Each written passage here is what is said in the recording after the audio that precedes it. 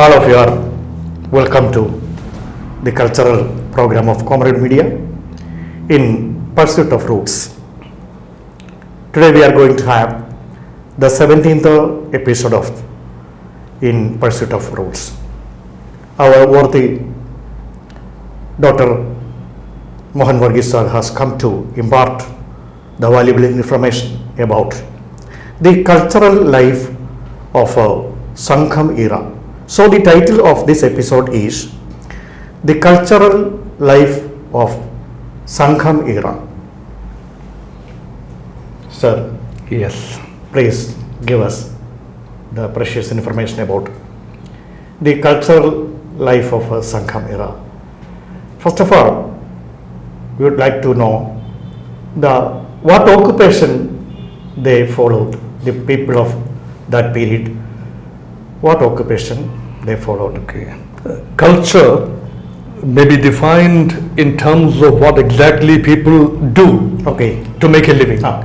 So that is probably the reason why you're asking me exactly. the job or occupation or career. To be precise, the career occupation much depends on the land these people live on. You mean topography of the Topography, the surface and the vegetation and the plant and animal life together constitute the surface of earth. so topography plus ecology. Ecology, topography converge into a cultural life based on the career vocation. There, in another episode, we were mentioning about life in Thina, Tina. the ancient Tamilagam that include the Chera, Chola, Pandya, Ai, Minavas, kingdoms. Udavas. Yes, Okay, exactly. so I remember that. That is the cultural life pattern in Thina. Tina.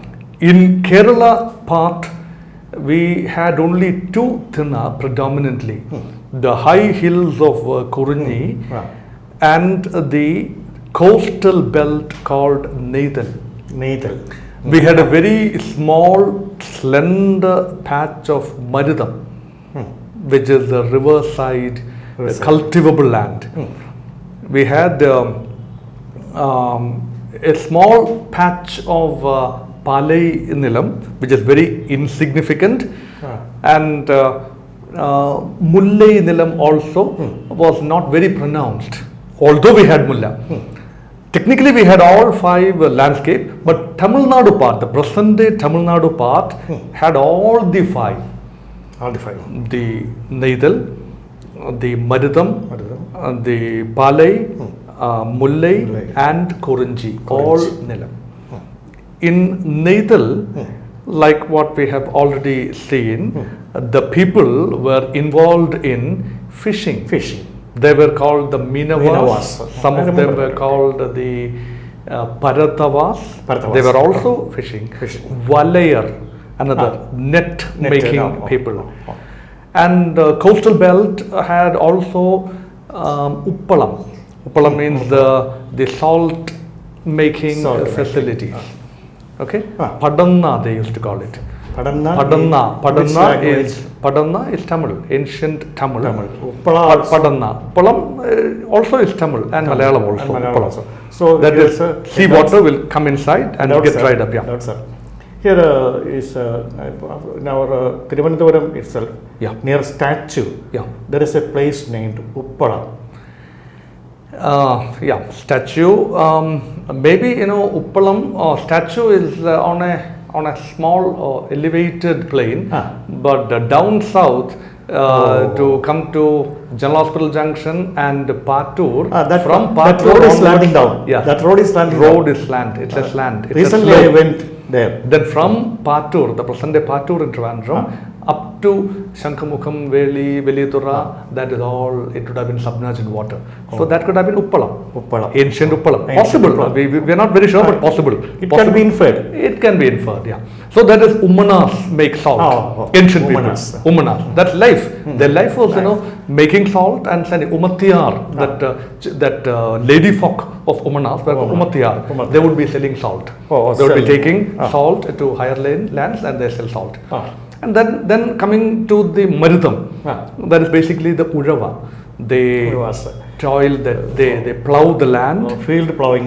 The field, they use the cattle to plow, and small time, riversides were used for cultivation of paddy and other crops.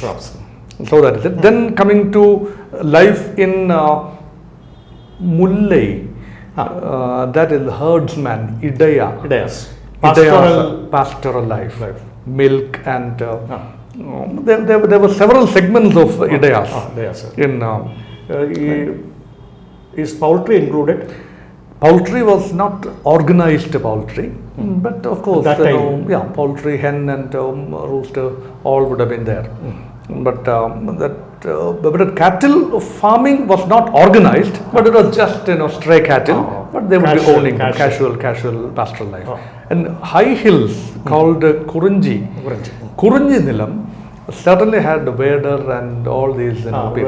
Vader, In another episode, we dealt with the ancient people. In another episode. So life, vocation-wise, life was based on division of labor. And that division of labor was based completely upon the place where they live. That is why it becomes very important. It's interdependent. All these things came from basically the place. Exactly. From place, occupation. From occupation, functional division, they later came to be the caste or religion. Right. Exactly. Yeah. Now, later caste system came much later. In those days, during Sankham period, there was no caste system. People were on each vocation were revered. That is later development. That's the later development. Only after the Brahmins came in 7th and 8th century, the caste system started. The Chadurvarnyam started. Manusmriti had an impact. But until then, all these it was just life. Base is the place Tina. But there are other segments also not exactly related to Trina. There were people like Panar, who would be bards, singing songs, and they would be traveling from one Trina to another Trina, glorifying the Maharaja with patriotic songs, etc. Bards. Right. So, what kind of a religion or deities they worshipped? Did they belong to any particular religion? Certainly, the life in Trina is a life in conformity with the nature, and that nature is in conformity with the divine concept. That is each Trina deity concept. Deity concept. Each Trina had a deity. For example, the Nathal, it is sea and sea coast. The god of sea, Varuna, naturally was a Trina god. Those people, Umanas and Minavas and Paradavas, would have been worshipping Lord Varuna. And then comes the Maridam. Maridam is a place where lots of godly concepts were there. The worship of Krishna was there. Certainly pastoral Indran was worshipped. Lord Ram, Lord Krishna, even much before the proper Brahminical order came, riding on the wings of Jainism, these revered people, Shalaka Purushas like Rama, Krishna, Lord Rama, Lord Krishna, were all worshipped in Trina, especially in Maridam. And to a certain extent in Kurunji also. Unlike Lord Rama, Krishna had a pastoral background. Certainly. Krishna was a major deity. They called it Grazing cattle, cows. Krishna was not exactly called Krishna, Krishna was called Mayan. There is a Kirtana Mayan Gopalakrishnan, Yes, Chayin yes, yes. Jalada Keladi, Exactly, Mayan. Taye Yashoda. Yeah. There's a Kirtanam in Yeah. Carnatic music. Mayan is certainly Lord Krishna. Mayan. Yeah, Mayan. And this is basically the pastoral god, pastoral life related god, Yadavas. Of course, he led pastoral life. Yes, exactly. Exactly. Exactly, Okay. yeah. Okay. And then, of course, Kurinji also had the Ayyan, Ayyan, Ayyappan. Chatan, Murugan, Oh, Chatan Ayyan. Chatan later became Shastav. Shabarimala, it is inferred that the Vaishnava Hinduism, the Shaiva Hinduism, that came much later, and the Murugan and Chatan and all these, Tina god concepts merge with the Buddhist positioning, and then came Hari, Hara, Sudan, Merging of Ayyan, Vaishnava and Shaiva. Hari is the Mahavishnu, Lord Mahavishnu. Haran is the Lord Shivan, and Sudan is the sun.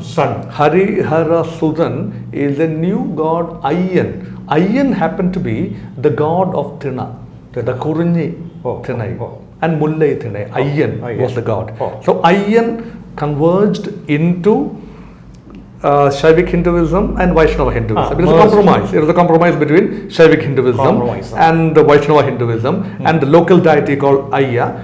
And a Kshatriya order is brought in the form of a new divine concept called Ayyappa, who happened to be the son of Pandalam king, king of Pandalam.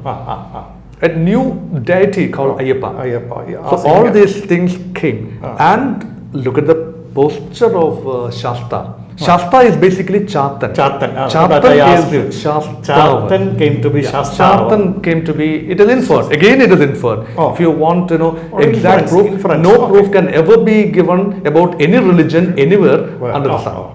No proof can be given about it. Faith can infer. It can infer. It can. Faith is faith. Certainly, faith is faith. And so, all these things, a beautiful merger of all such belief systems. Hari, Hara, Sudan, Ayyan, Ayyappa, Swami. So that's the Shabarimala Shasta concept.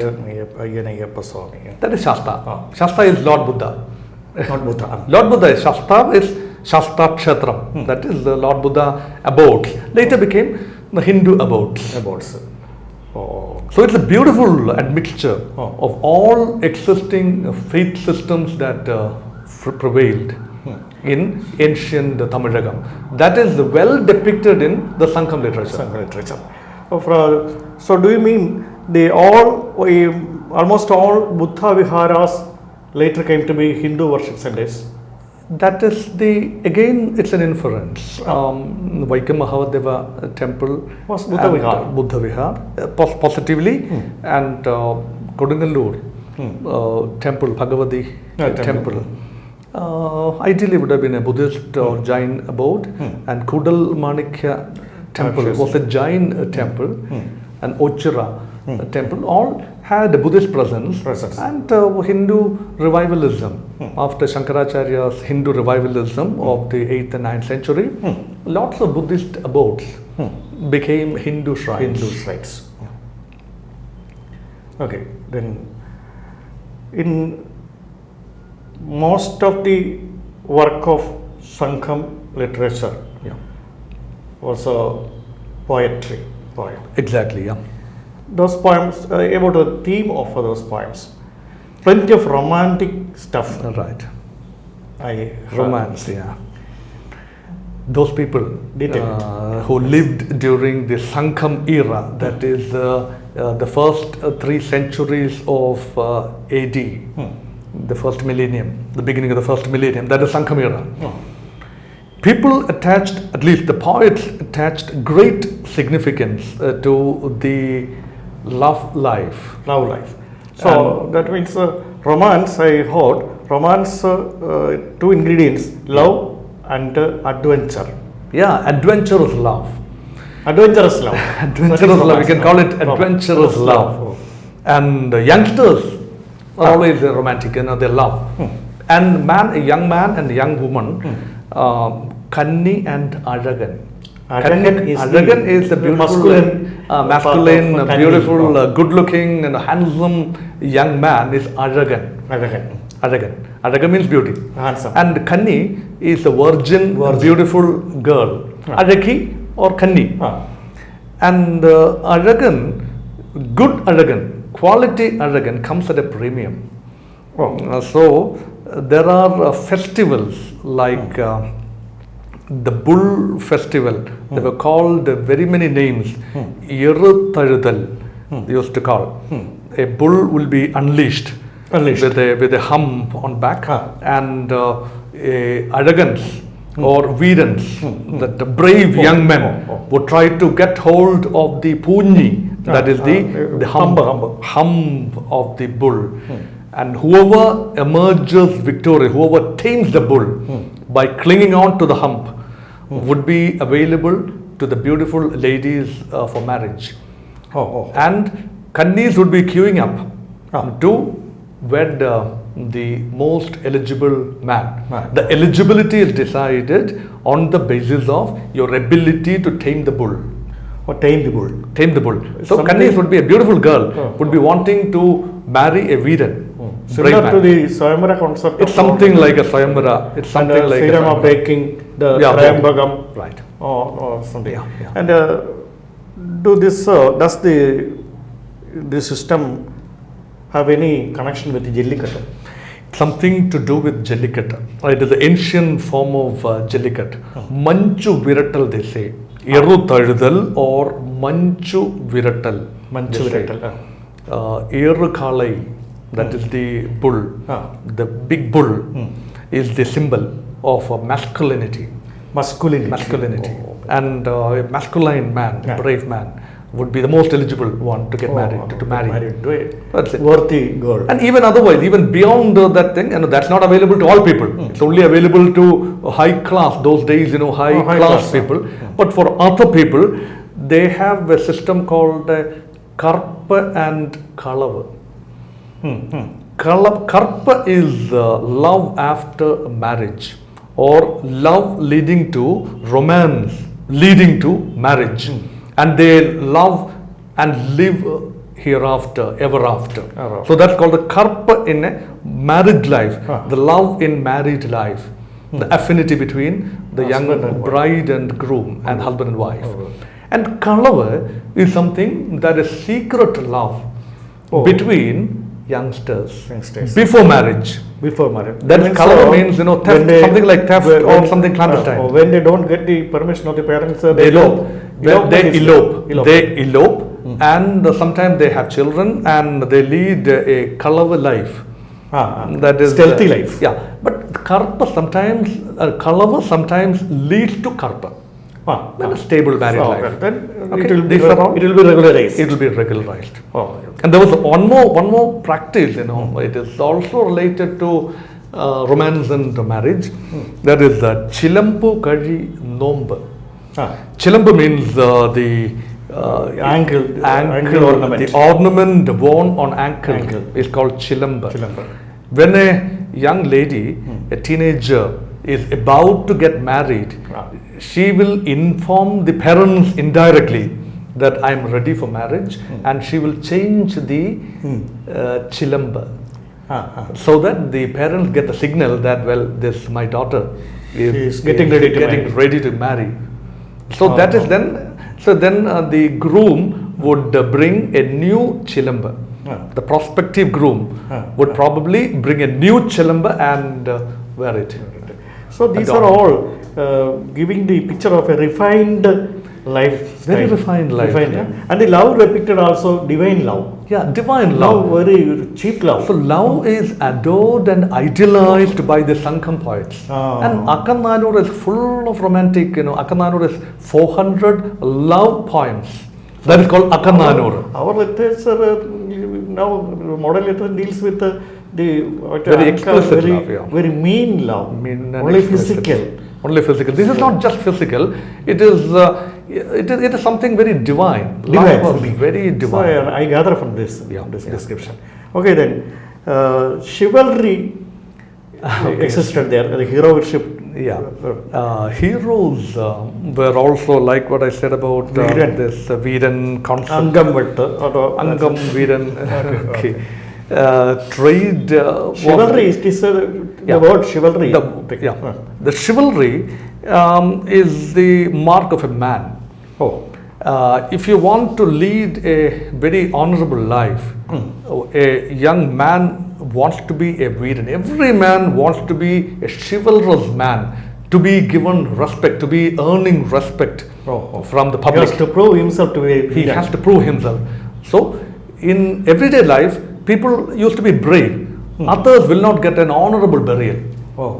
Honorable memories won't be there Won't be. for others. So bravery is personified. And then the chapta was very important. Chapta means sartha, vahaka, sangham, caravan. Caravans that would move the goods and commodities across the Trinas and across the countries, actually, from Chera to Pandya to Chola, and Chera to Chola, and long caravans carrying, bullocks and precious commodities, etc., etc., etc. Caravan would be accompanied by Veeran, soldiers. Actually, some are mercenaries, some are proper soldiers. They were called Veeran. And Veerans will defend from the Marava attacks. Maravas are the bandits. They are the security. They provide security. Sometimes they die in battle with the Marava fighters. And on that spot, on the roadside, they would be buried and a stone would be erected, will be planted. Planting a stone is called Nadukalle. The Kalla stone is planted. Nad means planting. Nadukalle will have, invariably will bear the name of the Veeran who died in this particular battle, and his heroic deeds would all be specifically written down, Inscribed on the stone, like an epitaph. Like an epitaph. This is called Nadukalle. That's also called Veerakalle. That is also called, some varieties are called Pulachikalle. These stones are revered. These stones, people come, the relatives or lovers or children or parents of these bygone Veerans would come and pray future generation. for the future generation. So these stones have been unearthed in millions, in tens of thousands from our roadsides, our wayside, but without knowing the significance, they were broken and made into rubble, and now we are traveling on top of these stones. This is the metal, it has become metal. Monument. These precious heritage gone, because we don't know the value of these things. We don't, Archaeological Survey of India possibly, or maybe KCHR may not have taken that much of an interest in deciphering what exactly would have been behind these Veerakal. It's just a stone. Just a stone. They erected it. They erected 2000 years back. People erected to be lasted forever. They broke everything. Okay, thank you, sir, for your valuable information. Thank you, everybody, for listening to us. We will see you again in the next episode. Thank you all.